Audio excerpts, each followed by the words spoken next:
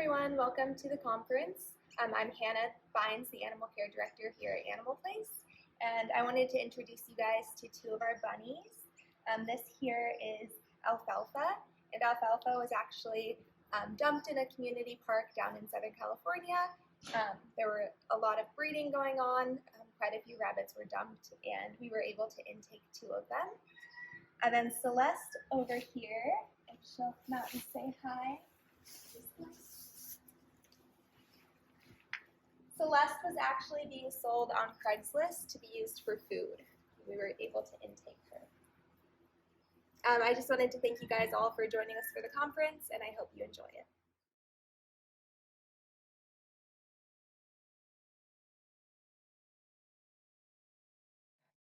Well, I'm Jessica Miller. I'm a board member at Animal Place, and I've first started volunteering with Animal Place in 2017. And it was pretty instant from then on my vegan journey and learning where, especially that day, how hens are treated in the egg industry. That day they had just rescued hundreds of hens from an egg farm, a battery cage egg farm. And from then on, I haven't looked back. But I'm super honored that Animal Place has asked me to host this, because I've not only looked up to all three of you as artists over the years, but especially since my vegan journey has begun as activists. So thank you for being here. And I would love to know, and I always love to know when I meet a vegan or animal activist, how did your journey to veganism and animal advocacy begin? Elisa?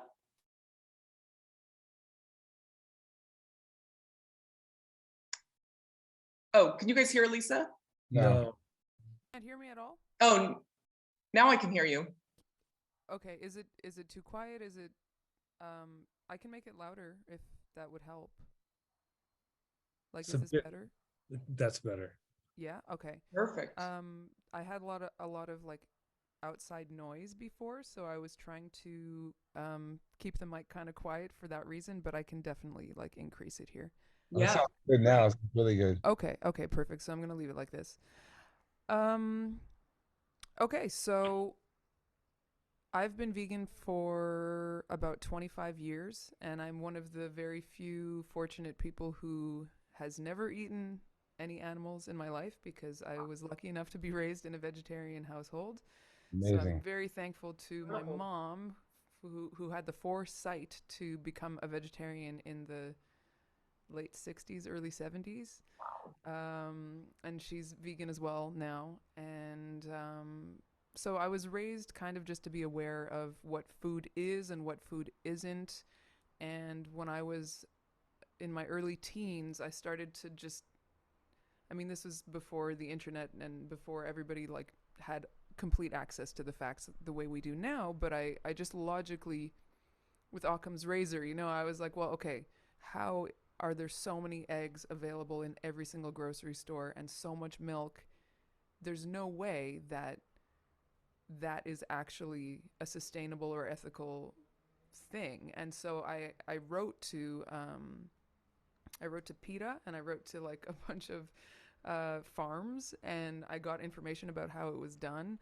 And I was also becoming a woman at that point in my life, and I was learning how my body worked. And then I realized that my body works the exact same way as a dairy cow or a hen, and it's not ethical to actually eat those things. And so right then and there, I decided I wasn't going to support that industry anymore either.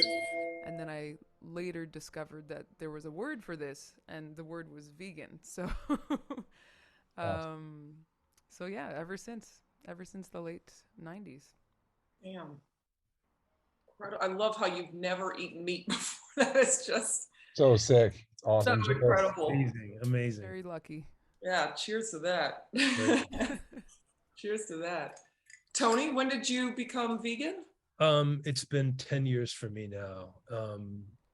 May the 4th, 2012. I remember the day and the conversation with my wife. But the things that led up to that were, as a teenager having friends who were vegetarian who would, you know, kind of try to inform me. And at the time, I probably wasn't very receptive to that information. And then I saw some videos um, along the way, and those videos like Meet Your Meat, those things really kind of like made an impact on me. There was a few other occasions. I was thinking about this earlier. There's some occasions that happened, like we were on tour in the early 2000s, and we were playing a festival in the UK, and our bus stopped, and we all got out to stretch our legs, and the cows came over to say hi to us, and we were like next to a field, a pasture, and somebody made a comment, and the comment was, you know, I'm going to eat you later. And it was, you know, it was meant to be a joke, and it just really resonated with me. And I remember these like specific things that happened along the way with kind of like pivotal moments. And then, you know, I made a New Year's resolution back in 2005 to stop eating land animals, and then eventually a few years later stopped eating fish and became vegetarian. And it wasn't till we had our first daughter, Coco, and Erin was going to stop breastfeeding, and we had to decide what kind of formula we were going to put her on. And at that moment, we were vegetarian, and we had this like real, like, you know,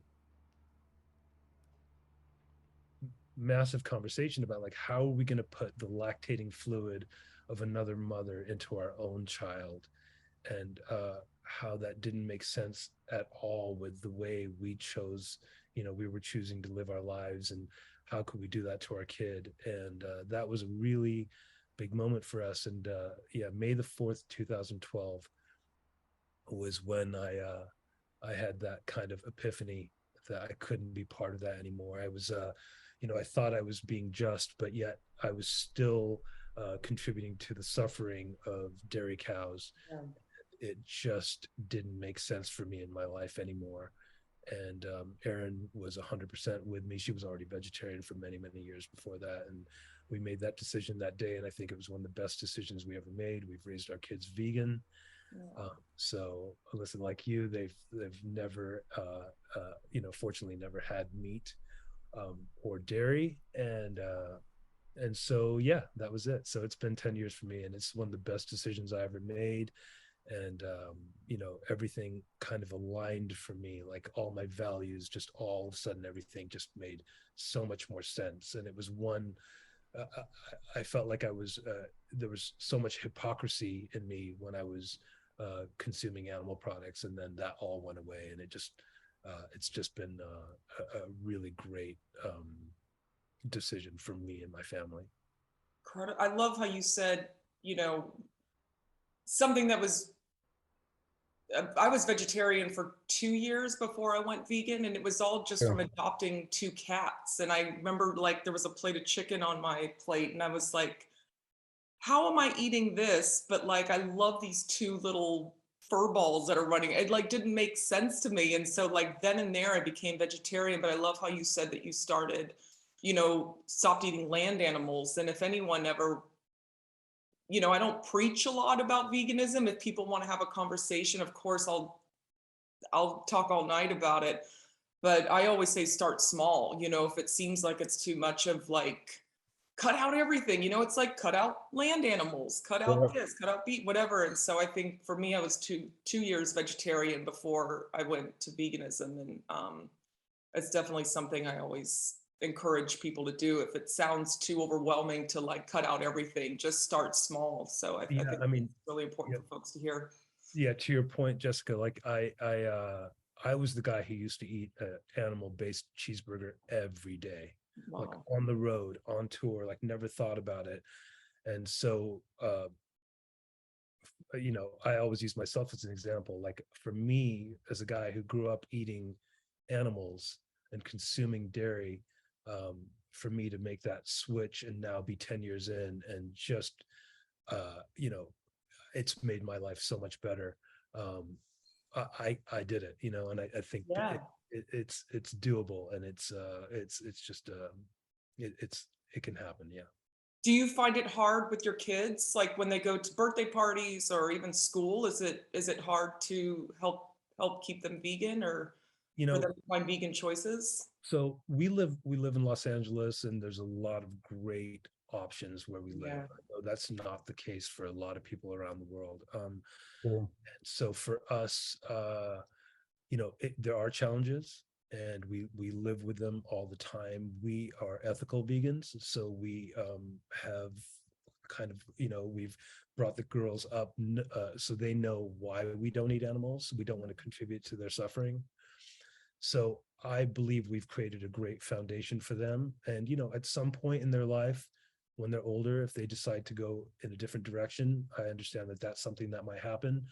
But I feel like there's never arguments about, well, I want to have that. It's once they know something's not vegan, they kind of know the reasons why we don't want to contribute or consume that stuff. So but there's obviously challenges, and we try to be proactive about that. If we're going to a play date or a kid's party, we bring our own stuff, so the girls always have something to have, to eat, snacks, treats, all that stuff. There's school lunches. There's not, even in middle school, in a progressive city like Los Angeles, there's not vegan options for my older daughter. Wow. So she goes to school with a vegan lunch every day. And so yeah, there can be challenges, but it's way less challenging than I thought it was going to be. I will say that. And they have a lot of allies and friends who are either making the transition or are already vegan. And we're surrounded by so many great friends and family who are vegan. So they know that it's a great movement, and they're part of something beautiful. Amazing. If Love I that. may, just I don't have kids, but speaking as someone who was raised that way, it was very similar for me. Um, my mom taught me what meat was, so she didn't use the euphemisms and she would say like this is the leg of a cow, or this, she would explain it to me, and I remember being confused and being like, why are people eating that? And she told me like some people like to eat that, and I really had a hard time connecting when I was really little, being like, but the cow needs their leg, not us, and so I think even as adults, having your why is the most important thing when it comes to being vegan, because whether that why is ethics or health or the environment, if there's a strong reason that you attach to, then it's not even a question of remaining vegan. It's just ingrained in who you are. And it was just the same thing when I went to school. I brought a lunch. If ever there was something happening at school where there was meat involved, I knew I didn't want to eat it. If somebody offered it to me, I'd say no thanks, I'm vegetarian. And I think, given that was the 90s, it was pretty rare back then. But I think that's like just a great way to raise your kids, if I may say. Absolutely. I mean, I don't have any biological kids. I have 3 step boys.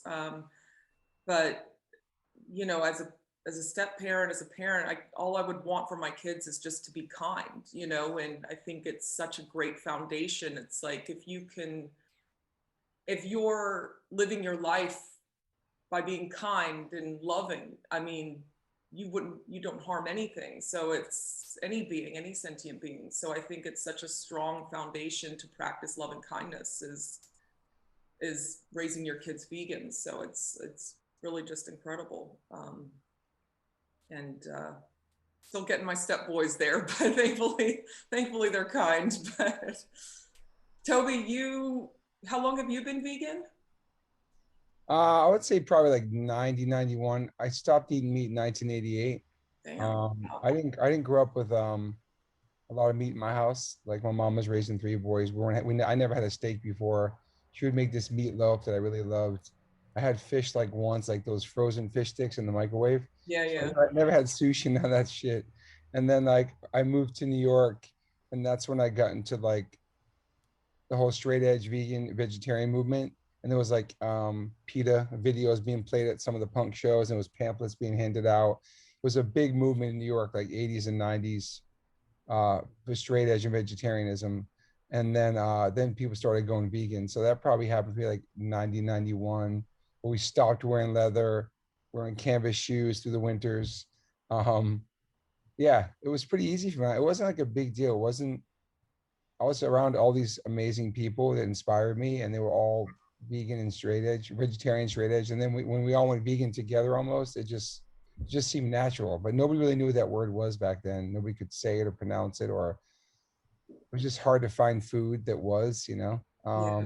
Gosh, I can imagine. Yeah, so it was basically through the music scene in New York for sure. And yeah, it was like kind of like a no-brainer. Like I always loved animals. We always had pets growing up.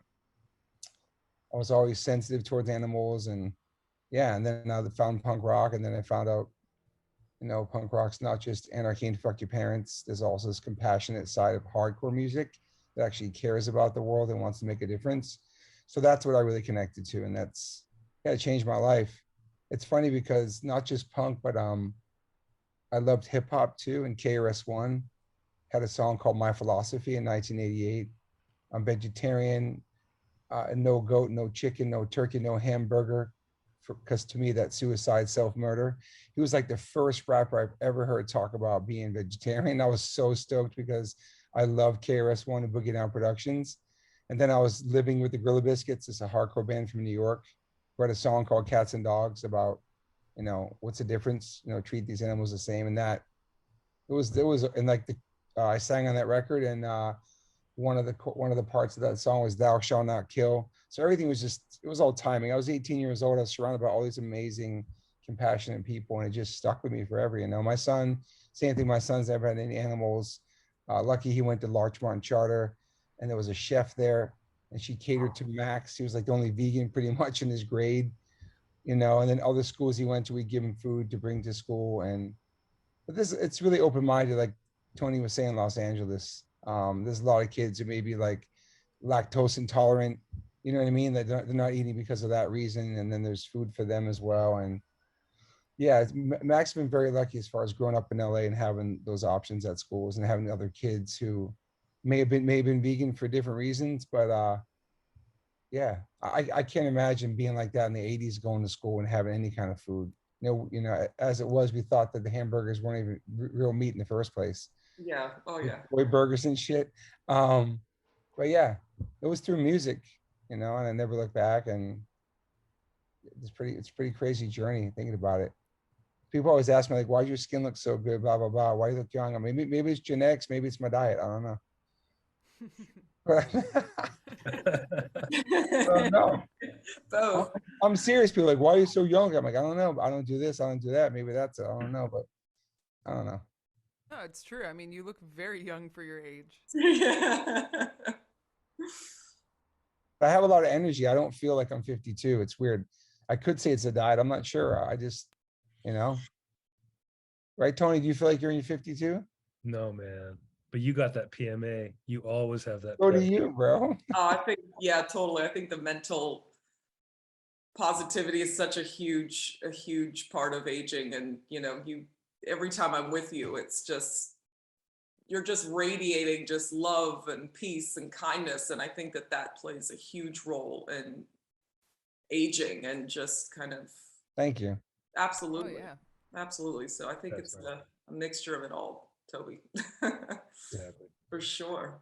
Oh, I love hearing your guys' stories and of, you know, how you became vegan. I think it's everyone I meet just seems to have a different story. And it's for me, it was just, I would consider myself an ethical vegan as well. It was just spending time with these chickens or with cows. And I think it just made it so easy. It was like, oh yeah, I'm just not going to partake in this anymore. But, you know, some people, for my husband, it's health. And for some, we have a couple vegan friends and it's the environment. So there's so many reasons that just kind of make it easy for us to kind of be like, oh yeah, that's done, you know, easy. So You know what I love about that, because the big picture is saving animals, right? So it doesn't matter why you're vegan. You know what I mean? Like, it's helping. It's like, so some people are like, why are you vegan? Is it because the animals know it's health? Well, that's great, because you're still not eating animals. It's still helping the planet. I love that. I support all that. Whatever the reason is. yeah, Absolutely. Yep. Some people Oh, like, good. some people say they miss like the texture of meat or the taste. And I'm like, that's a personal thing for me. That's crazy. I never liked the taste of it or like just like the texture of it. But some people are like, yeah, I kind of miss that, but I'm vegan. I'm like, that's strange. Some people, I still love meat, but I quit for the animals, which is also pretty cool too. People do that, you know. Yeah, for sure. Everybody's different. Yeah. Yeah, everybody's different, and I love hearing everyone's story because everyone has a different story, and yeah, it's totally fascinating to me, like what clicks for each person, each individual. Yeah, Uh, I have friends who have been in the scene for like 30 years who were in straight edge vegan bands, but weren't neither of that. And now they're sober and now they're turning vegan like at 50. And it's crazy because they were around these people their whole lives, but it just never connected to them. And then they found it their own way. Maybe it was a health scare, maybe it was a documentary or something. But now, like in later life, now like I get it now. But even back then when they were surrounded by all these people, they weren't. It's really interesting how long it takes for people to click, or it's just something in your life it makes you like just yeah, cross I've over. taken friends to Animal Place or the sanctuary, and we who aren't vegan or vegetarian for that matter, and we leave and go get some food, and they order meat, and in my head, I'm like, what are you doing? We were just with the cows, and we were just Yeah. with the chickens, and I can't. But like I said, I'm not gonna like be like this to anybody. I just think Yeah, that that's for myself personally. I don't respond well to kind of someone pointing at me or pointing yeah, fingers or whatever. So it is really interesting but then they become vegetarian, they become vegan because they see a documentary or whatever. It's fascinating. But however it clicks, I'm happy it clicks. yeah. I don't think anyone responds well to being told what to do, I agree. And what I've found through, whether it's at a protest or in an interview or face to face with someone who's asking about veganism or whatever it might be, what I found works pretty well is to ask questions rather than give answers. Yeah. Like actually just last night I was having dinner with someone, like a friend of a friend, who's not vegan, and so he ordered his dish which had meat in it, and then it arrived, and I have like the ability to just like blur my peripheral vision so that I don't see what's on the table because I don't want to lose my appetite. But but it arrived and it was in front of him, and he kind of gave like a nervous look, and he was like, I feel bad. And so jokingly I was like, okay, good. But but then I was like, okay, but why do you feel bad though? Like, do you feel bad because you know what that is? Do you feel bad because you think I'm judging? Like, why do you feel bad? Because I'm not judging, but you seem to be feeling bad anyways. So let's look into that. You know what I mean? Because that right there tells you, okay, well, you know that there's something wrong with this. You don't want to acknowledge it, but then me sitting across from you is forcing you to acknowledge it, and that is making you feel bad, without me saying a word. So I think asking questions like that can sometimes be really helpful because you're not giving orders, you're not casting judgment, you're not telling people what to do, but you're just asking them about what they think, what they're feeling, why they're making those decisions. Wow. I'm gonna use that. The same thing happened over the summer where it was like a big plate. We were with a group of people, and a big plate of, I think it was lobster, came, and I'm like you, like I could kind of just blur out, but this was like right in front of me, like an actual lot. And I think they could see that I was visibly like uncomfortable, and so they moved it. But I wish I had done what you did and be like, they're like, oh gosh, are you okay? Do you feel? But rather than it being put on me, it's like, well, how do you feel about yeah, Exactly. a Exactly. lobster sitting in front of you that was alive a minute ago? And I mean, That's I one I love that. can't. That's one I can't. I mean, I can blur a lot of things, but the one thing I just can't is see animals when the whole body is there Yeah. and they were just tortured to death. Like that's one thing I'll get up and leave. Yeah, I feel like I'm just old enough that I've earned that right at this point. totally. I've earned that right in my life to just be able to not have to sit across from that anymore. I But agree. yeah. I was visibly like, ooh, I was like, I can't do this, and then they had to like move it away. But I love rather than saying why it makes me uncomfortable, kind of opening up to the table and saying, well, why did you move that? What made you uncomfortable about it sitting in front of me? And whatever, I think that's incredible also, just to kind of get their feelings about what's really going on. That's right, because they're obviously feeling something themselves. Totally, yeah. Just like I did, and so I think it's opening up that discussion. When I first turned vegan, the first few years, like I wanted to scream this truth that I discovered from every rooftop. I wanted to be out there and just be like, and I did a lot of activism and public stuff, and it was right for me at that time. And I feel like as times progress now, it's about leading by example. And that's kind of where I'm at now in my life, and maybe that'll change again, and maybe it's what's happened in the world over the last few years, and just what feels comfortable, and everybody's dealing with so many things all the time, and it's just such a different time we're living in. So but now I feel like it's about leading by example, and especially for my kids, showing them how leading a kind and compassionate life is just who we are as a family, and I think that's where I feel comfortable, with my activism now. Love that. Yeah, I love that. It's like you said, it's a crazy world right now, and I think if we could just live as kindly and compassionately as possible, it's like that, at least we don't have that on us. It's like we know we're just doing the best we possibly can to be decent human beings. And yeah, it's important, or an important part of my life, especially right now when there's so much chaos around us. Yeah. But Go what's ahead. that?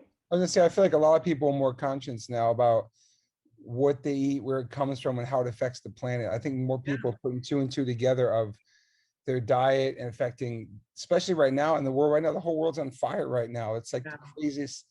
And now people are like, oh, maybe this global warming thing is real. You know what I mean? Like people coming out in their health from this pandemic, and people exercising and buying, Peloton bikes, just everybody really trying to step up their health during this last 2 years, and trying to connect the dots of, how they feel a certain way, and mental health, all that. It's such a big thing right now with coming back into the world, from what we just went through. And I think people just really focusing on what's causing all this, I agree with that, but I also think, not to be pessimistic, but I do think that not just in veganism, but in almost everything right now, there's so much volatility and division and misinformation out there that, for everything that vegan corrects, you'll be able to find some sort of expert that denies that, and That's people true. want to believe in something. And so as much as I've seen a huge uptick in veganism over the past few years, I'm starting to see the, expected pushback, Sure. which is a good sign because it means it's actually taking on momentum.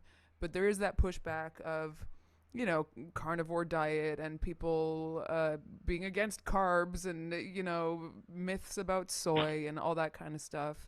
That's right. And so I'm curious to see how that affects consumer demand. From what I've noticed, there's still, like, dairy is still crashing and burning, which is amazing, and I love that. Yeah. But I'm curious to see how that affects consumers, and I'm also I find myself leaning more and more towards wanting change at a higher level, change within corporations and industries and laws, just because although consumers do dictate the supply, the suppliers can also dictate what consumers actually end up buying. So Absolutely.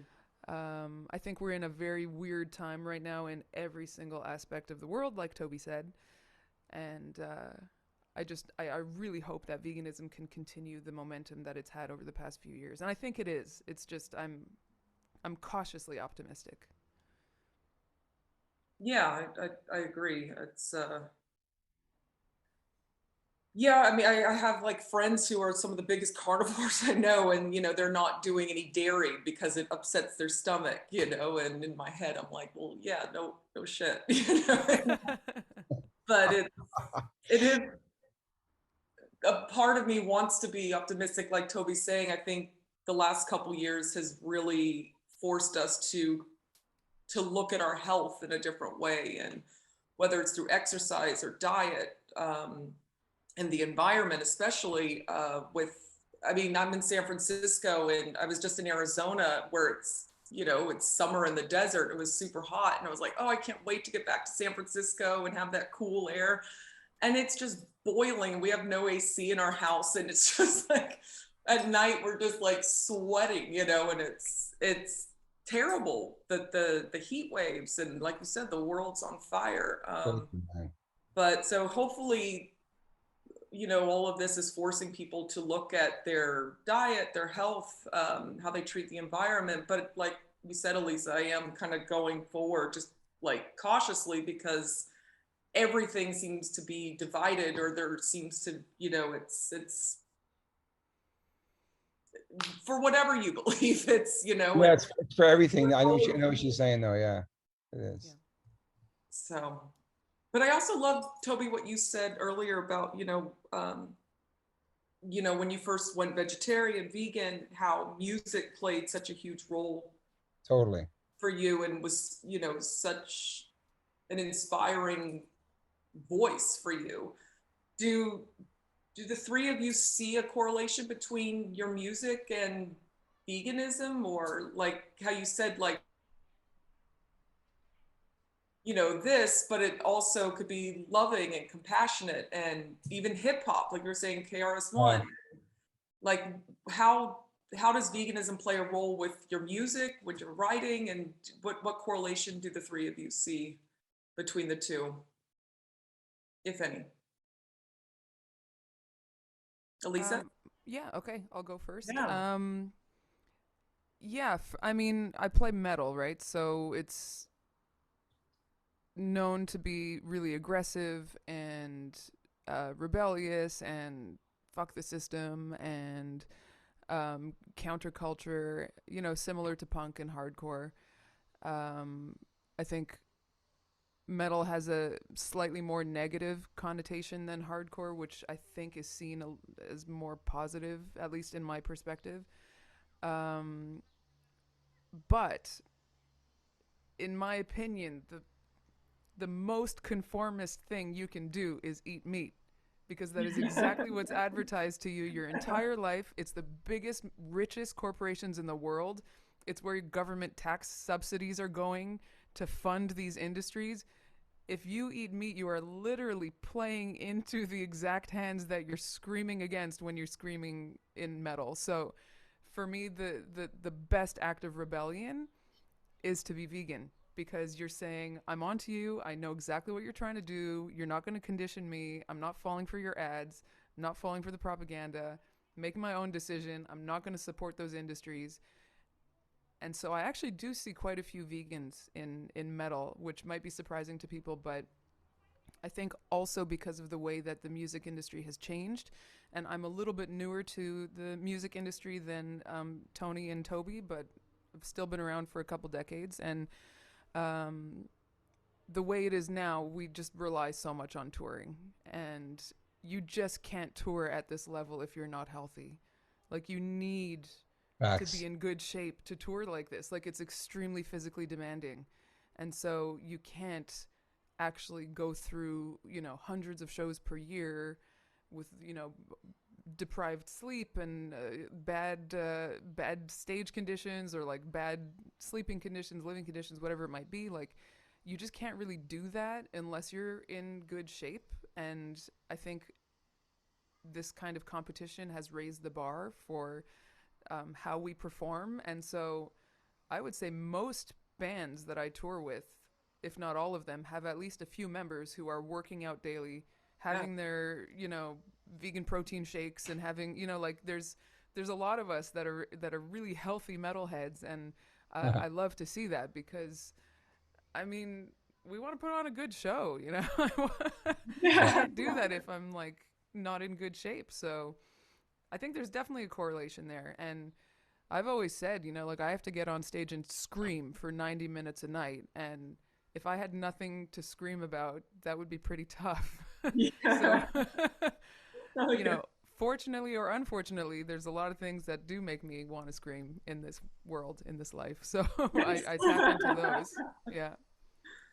No, I love these. I mean, it's how you were saying, it's like I was on tour with my husband Lars over the summer, and I was like exhausted, but I was just kind of part of the, you know, touring along. I wasn't getting up on stage like you guys do, and actually having to perform, and you know, and I just like couldn't believe it. Like I was just so exhausted, but like a lot of people wouldn't believe what goes on backstage at an Arch Enemy concert, at a Metallica concert, what you know, and it's like it is protein shakes and stretching and yoga. Yeah. It's not what most people expect it to be, and it has to be that way if you want to continue to put on a good show. And you know, like you said, you've been doing it for 2 decades. You guys have been doing this for decades, and it's the only way to continue, in my belief, to continue putting on great shows. And there's just no other way, because like I said, I just kind of follow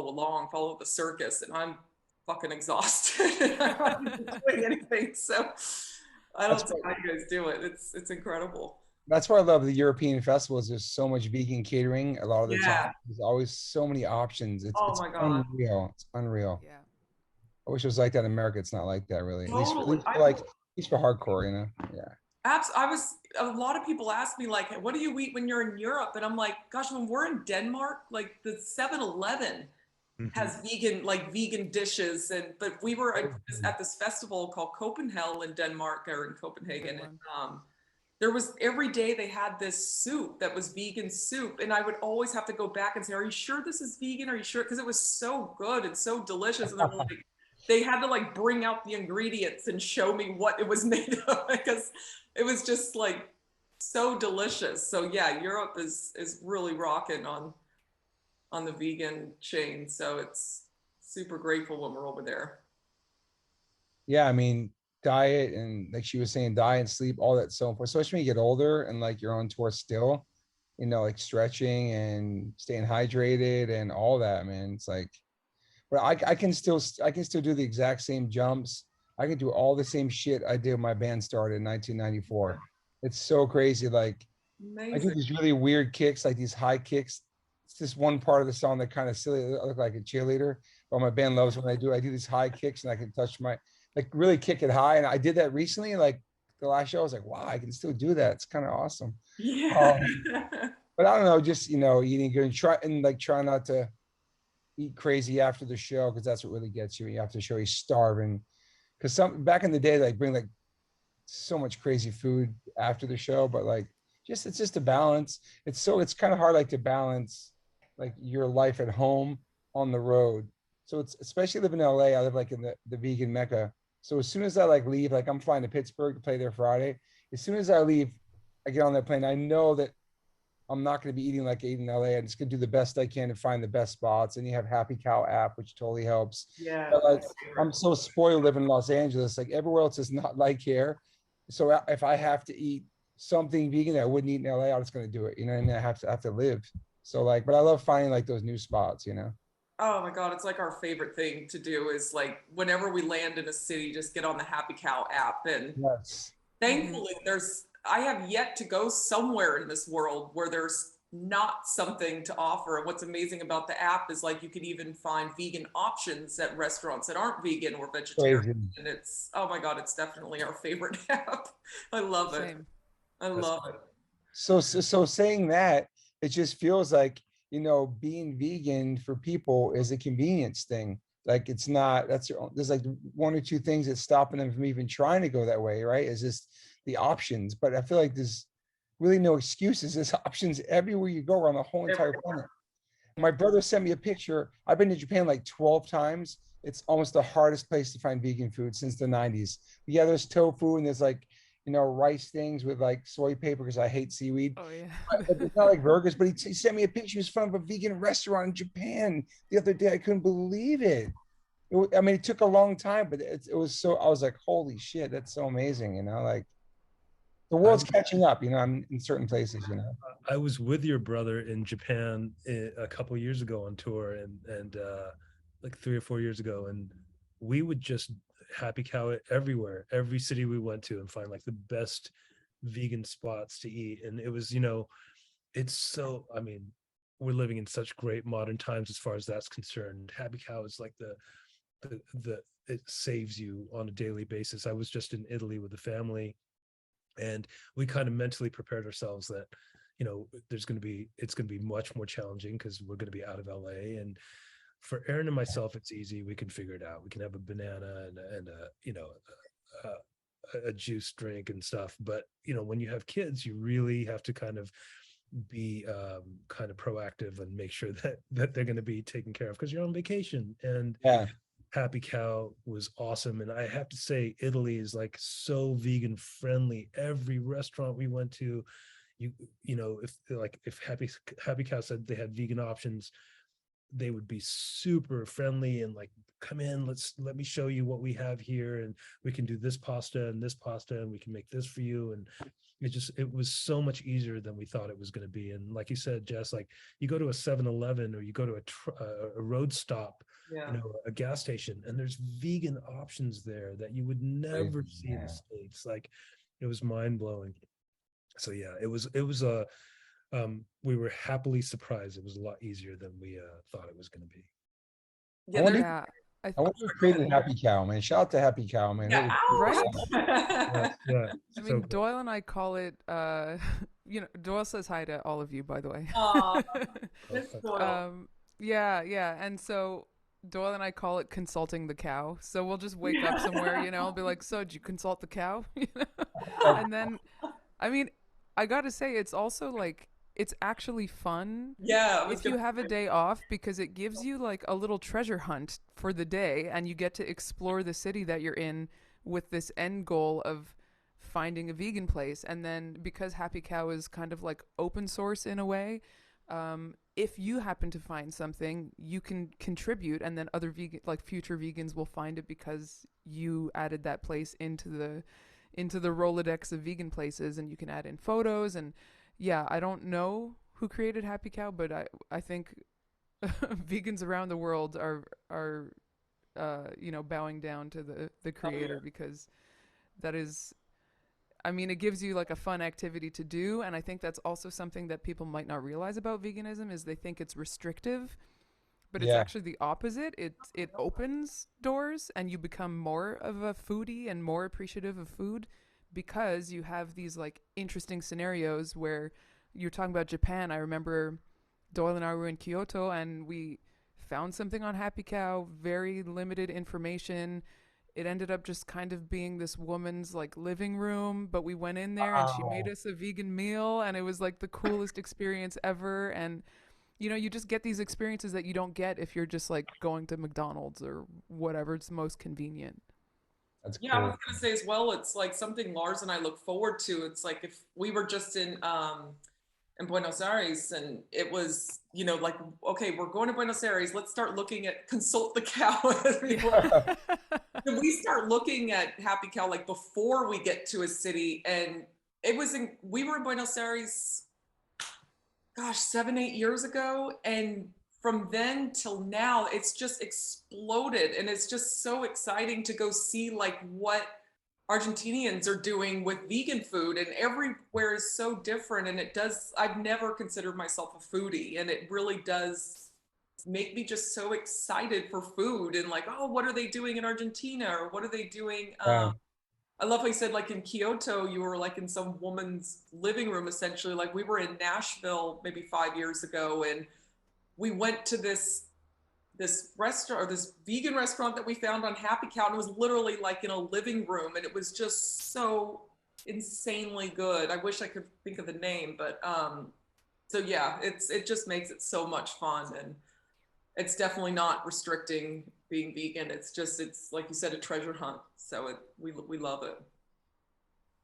Yeah, Absolutely. I feel like we appreciate it. Not saying that people carnivores don't appreciate getting food, but I feel like we appreciate it so much more when you find something. It's like Totally. when you hear about this restaurant you want to go to, like in Austria, and you can't wait for that tour to go to the spot everybody's talking about. You know what I mean? Like seeing pictures of it and all that, and then you get to go. It's like it's actually exciting to eat it. You know, it's interesting.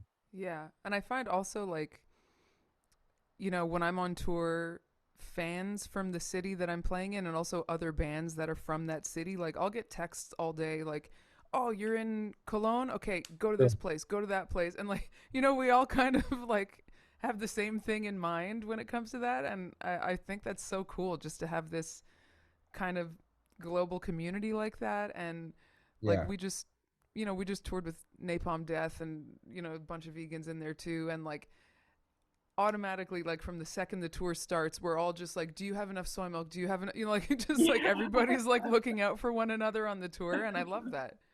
So cool. So awesome. So cool. I'd love to know your how each of you got involved with Animal Place or your experience with Animal Place to kind of close it out. Tony, you and I have definitely done some really fun rescues, difficult but really rewarding rescues together. But I would love to know just each of your experiences and how you got to know Animal Place. Yeah, I'll go first. Yeah. So my friend Gary Smith, Thinking Vegan, he was the one who turned me on to Animal Place. And what was so compelling about Animal Place is that they literally put their money where their mouth is. They take these donations that they get and they rescue individuals. Unlike a lot of other organizations, they're just like literally saving lives. And I got to, like you mentioned, Jess, like we got to be part of some of those rescues, and So cool. just to be hands on is such a life changing and prolific experience. I did a few with them, and the hen rescues are really you know momentous as far as like things that I've got to experience in my life. Uh, I'll tell you, I'll describe a little bit about it. It was with a farm that had, if I'm not mistaken, about they had about 250,000 chickens, and they were going to gas. They when egg laying hens turn 18 months, their egg output diminishes, and they're no longer valuable to the farmer. And a normal hen would naturally lay about 30 eggs per year. These hens are bred to lay 300 eggs per year, so you can only imagine what that does to their bodies, to their reproductive systems. It is so cruel. And so this farmer had made a deal with Animal Place that we could go in and rescue as many hens as we could. And there was about 60,000 out of this 250,000 amount that were going to be gassed the next day. So we went in and we were able to rescue 1,500 hens. I think the thing that I wasn't prepared for is how massive these operations are. And this wasn't even one of the bigger ones. Like, it's so massive when you walk in and you're like in the middle of nowhere. And we went in the middle of night because we had to transport the ones that we could save. And you don't want to do that when it's hot, because they're already like so traumatized from everything they've experienced since they were born. And just living in these filthy wire cages. And but the one thing I wasn't prepared for was the magnitude of the facility and walking in. And the way we did it was a very military style operation. You work with a partner, and somebody opens the cage door. One of you carefully takes out the hen, and they don't know what's happening. They don't know if you're there to help them or hurt them. And it's the place smells like shit, and there's piles of shit and feces underneath all the cages. And it's just the cries and the anguish is just palpable. It's just horrible. And you know, we were able to rescue 1,500 hens that on that particular rescue, and then you drive them back to Animal Place. And you know, the other side of it, the you know, leaving behind the other so many hens that are going to be gassed the next morning by, you know, there's depopulating crews that come in, and there's no you know, it's a brutal process. They're ripped out of the cages quickly because it's all about efficiency and speed and putting all, you know, killing all these animals as quickly as possible. And so there's limbs left behind and there's wings broken, and it's just so horrific. And when we were leaving, I remember when we were leaving, there's piles of dead birds and there's dump trucks arriving. It was, you know, maybe 4 a.m. It was dump trucks arriving to take them wherever they were going to be disposed of. Their bodies were going to be disposed of. But the other side of it was you get to Animal Place and you get to open the crates, and you get the very humbling experience of watching them touch ground and dirt for the first time in their lives. Amazing, man. And it is just the most beautiful thing to see. And let them, you know, they get to exhibit some of their natural behaviors of dust bathing and you know, interacting with each other. And it was just so fulfilling and beautiful. And I highly recommend, if there's any sanctuaries that that people can volunteer at, it is such a life-changing experience. It really is. It makes you such a better person.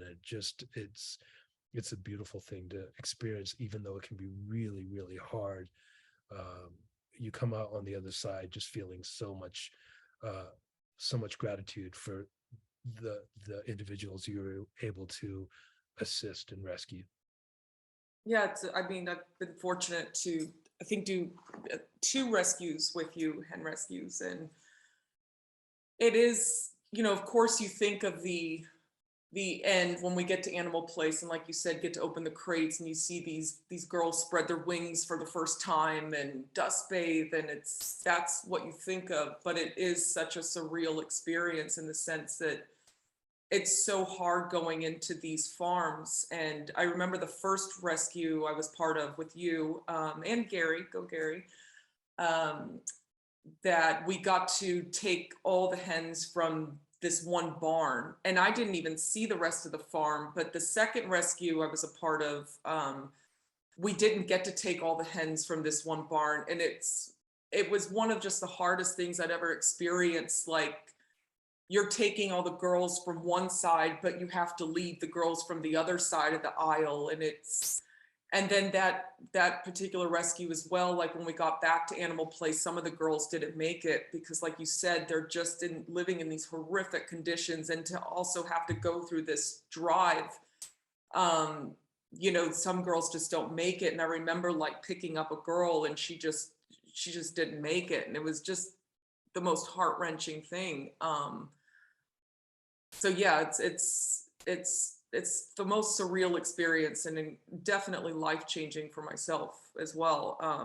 But like you said, 1,500 hens, you know, people are like, oh, it's 1,500 chickens or whatever. It's like, that's 1,500 lives, you know, 1,500 Yeah. souls, breathing, sentient souls. And it's just always the most, like, it makes me emotional. It's just such a profound experience to rescue this life, this deserving life, you know, and get them back to Animal Place and get to dust bathe and put their feet on dirt for the first time when they've only touched these metal cages, these wire cages. It really is just like, gives me goosebumps all over. It's just the most That's heavy. profound- I've never been there before. I'd love to go. That's super Oh, heavy. Yeah. You guys can absolutely. go with us. Yeah, it's great. Absolutely. Would Have love those to- rescues changed since this whole pandemic and stuff? Is that still happening a lot? Has anything a lot changed since then? Unfortunately, yeah, I think it's changed a little bit in the sense of these large scale rescues. Yeah. Due to just it's hard to find staff at the moment Yeah. with Animal Place, you know, it's like everywhere. I don't know if you know, when you go to restaurants, I've been No, to a lot sure. of restaurants, like I go in the middle of the day and they're closed, I call them the next day and they're like, oh yeah, we close at 3 now because we just don't have the staff. And Yeah. so it's unfortunately just having the humans to help care for this amount of hens, or it's just been really difficult since the pandemic to find help to one, go in to rescue the hens, and two, to have enough bodies to just care for them in the right way. So it's slowed down a little bit, but since the pandemic, they've definitely had some hen rescues, not on the scale of 1,500, I don't believe. I hope we could correct this if I'm wrong, but I was part of one at a free range farm in Northern California about a year ago. I want to say it was about 500 hens, which is still an incredible amount of life. And, you know, one life is enough for Yeah. a place. And, but when you were saying how they kind of like ripped them out of the cages, I remember this farmer was kind of just like pulling them out of their little hutch they sleep in at night. And it was like, oh my God. So yeah, the rescues have still been going on, but in terms of like 1,500, 2,000 hens, it's been a couple years since that magnitude of, or that scale of rescue has happened, just because of It takes a very I couldn't imagine like that just being my job, and like you don't realize that is a living thing and you're ripping it out of there. Like it's just what you do, that's your job. Like I just understand like just cutting off that compassion. You know what I'm saying? Like I couldn't imagine that just being a job that you do that's your job. That's what you do. You rip them out, you do all that stuff, and you take them to get slaughtered. Like you just cut that off, like that sense of compassion that it's actually a living thing. I don't know how the brain can even do that. Just yeah. I think something really important to point out with that is, and what you've been saying, Jess and Tony, is, you know how they say like 1 death is a tragedy, 100 deaths is a statistic, you know? And I think that really applies here, where most people, if they saw a dead bird on the side of the road or a baby bird that fell out of the nest, they would do everything in their power to save that bird. 100. But then they'll just go contribute to the egg industry without thinking about it.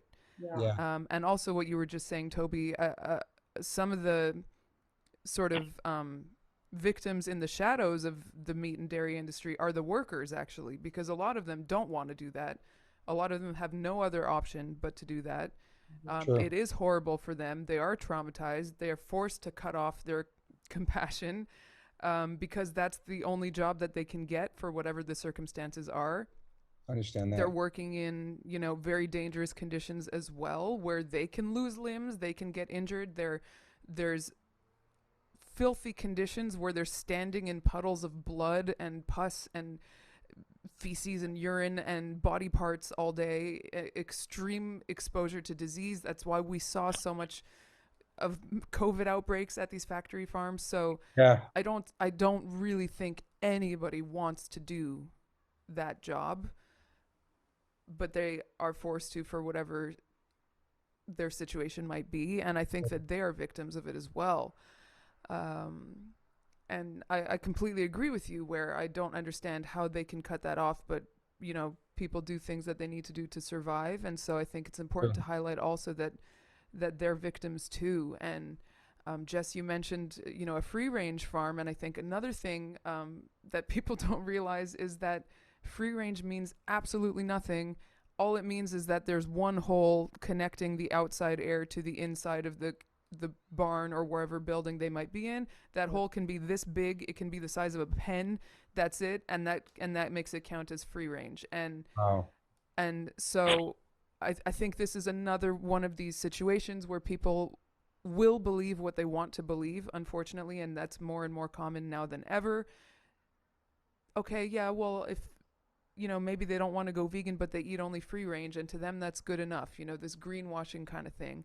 Oh, well, it's only grass fed, like, Cage so free. what? Yeah. Like, so what? It means nothing. Like, it doesn't mean anything. These are terms that exist to placate and make the consumer feel better about the morally wrong act that they're doing. And so people that use those terms, I think they are more prone to actually become vegan because they are saying it to make themselves feel better, which means they already have some sense of wrongdoing. And so I think it's an interesting time where people are willing to lie to themselves, just to keep just to keep a sort of even level of contentment throughout the day. They're willing to lie to themselves rather than just take that little bit of action that is so easy nowadays to actually just go past that tipping point and actually do the right thing, which is super easy, not expensive, doesn't involve any more money or time. It's just as simple as choosing the vegan version of whatever you want to eat. And I think there's so many factors that go into that. So I just wanted to touch on those points. No, I appreciate that. Like we used to go to the pig vigils downtown at Farmer John's, and one day me and my wife and my son, we kind of went around the back. I don't know why we did that. It had a really bad smell that day, and we saw some of the workers coming out like almost like zombie like with blood all over them and the rubber suits with their heads down with their like lunch pails, just walking like leaving for the day. And like it was really interesting to see that and to see what they look like. And yeah, they're humans like us and they're working, that's their job. And just coming out of there, like they gotta be like numb to it by now, you know. That's It's right. It's like the physical, there's the physical danger of those working conditions, and then there's the emotional and mental anguish that you have to live with, that you have to like process after you've your job is to kill all these animals. Yeah, it's and then shut that off and go back home or take that with you. You know, that's you know what I mean? It's like I can't even imagine like even going into have you guys ever been to inside of a slaughterhouse? No, I was going to say I commend you for doing that. I've of course heard about this factory, and I've never had the strength to personally to go, and I am so grateful for the humans that go out and show these animals love and give them water. You know, they're just so thirsty, and you could see it in their eyes. You know, I always say Total. like you could see the difference, like the pigs at Animal Place, at pigs at a sanctuary, their eyes are like closed most of the time. And when you see the photos of these pigs going into a factory to be slaughtered, you could see the intensity, the fear in their eyes. And Been crying sometimes they're crying out there. You see the tears. yeah, it's just, yeah, Smart, they know. appreciate you Yeah, so they much do know. for many reasons, but especially for going and doing that. I've Yeah. personally never had the strength to go to one of the pig vigils. I just don't have the strength. It just closed down. Farmer John's is closed down. It's like one of the biggest spots downtown. You don't know if you know that, Tony. It's closed down now. yeah. And we would go to the vigils. Tony would go too. And like you have this moment with these pigs who like probably never had any love from a human ever. And you get like 5 minutes with them to give them an apple or water and Yeah. pet them. And there's dead ones in there. It's so intense. It fucked me up for like a week the first time I went. I was so just numb from it, you know? And they have these moments, and then 10 minutes, 15 minutes later, they're in there and they're just getting prodded and brought into death. It's brutal, man. And my son was always like, why are we here? Why can't we free these things? He's like, I'm gonna go in there and take one. He was so angry about it, like, because you really can't do anything. You know, it doesn't make you more of a vegan. It just makes you more angry and sad. But I used to always love bringing people who weren't vegan. That was my favorite thing to do. Like, here it is. You know, this is what's on your plate. Like, I used to love doing that. And they'd be like, holy shit. Like, it's really intense. And it's only 5 minutes. It's so heavy, man. It's crazy. Yeah, I can't even imagine. It's Yeah. like I said, I've never had the strength to go be part of that. All these things we do, we're trying to shed light on what's happening, right? These Yeah. industries are so massive. The dairy industry, the meat industry, the fishing industry, these industries are so massive, and they've been around for so long, and they don't want people to know what is happening. And you know, all we do is just we're doing this in an effort to shed light on, help people make that connection on what they're putting on their plates, on what Yes. happened to those animals and the suffering that happened, and what people are putting on the clothing they're putting on their body, or the entertainment that they're watching at SeaWorld, like how much these animals are suffering. That's what we can use our platforms for, and lead by example and show people that like there's such a better way, such a more kind and compassionate way for the animals, and better for our planet, and better for our health. It's just we're up against these massive industries, and and Alyssa, you said you have to be cautiously optimistic, and it's easy to get down, because even with the inroads that veganism has made over the last few decades, you're still uh, up against sometimes it feels like a wall. So all we can do is just keep doing what we do, and just keep trying to shine a light on these really dark, horrible things. Be the voice for the Yeah. voiceless, man. That's our job, Yeah. man. I think it's one thing that I do find very encouraging is just how I find vegans in all areas. And so we're sitting here as people in the music scene, and you know what? We are, in a way at the forefront of guiding popular culture. We're a small part of it, but we do that. We do influence how people think about things through our music, and that's a privilege that we've worked really hard to have, and we continue to work hard to have. And I think it's important that we recognize that and don't take it for granted, and use that platform to make sure that we are guiding people in a positive way. And I think we all do that, which is great. And that's within our scope. That's what we can do. We can show people, like, actually, it's not cool to wear leather. It's way cooler to wear these shoes, or it's not cool to, you know what I mean? Just because people do things when they think it's cool, you know what I mean? Totally. which is why anytime there's a huge celebrity who takes a step towards veganism, I'm all about it. Doesn't Me matter. too. You know what? If you're going in the right direction, I am all about that. That's all we need. And then it's cool to also sometimes meet vegans who are CEOs of big companies, or who Yeah. are, involved in politics, because they can guide from their platform as well. So there's kind of like a top down, bottom up approach with veganism. So, sometimes you can get laws passed, like banning cosmetic testing on animals in certain countries. That's amazing.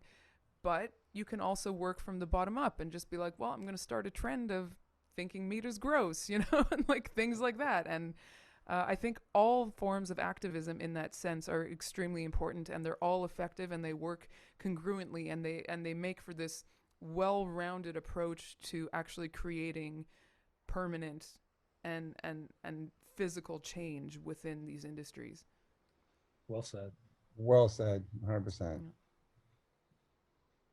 Place to kind of finish this up, and I'm touching on that. I appreciate you, the three of you, so much. Like I said, as artists, I've looked up to you in so many ways, but using your voice for the voiceless, like you said, Toby, it really is just incredibly inspiring to me. And I feel like I'm still trying to navigate how I use my voice in a lot of ways. And I really look to the three of you to help guide me. And I really appreciate, and I know everybody at Animal Place really appreciates you for using your voice for the voiceless and being part of this and spreading the word. And I think it's, the three of you have giant platforms, and it's so powerful, your message that you bring to this. But even just, for the folks listening, just one person can make a change to another, to one person, two people. So I encourage everyone listening to just, you could be angry, you could be sad, but anger doesn't have to be a bad thing. Anger could it could cause change or help change in a positive way. So I would just encourage everyone listening to speak up, and use whatever platform you have to spread this. And I just appreciate the three of you so much for being part of this.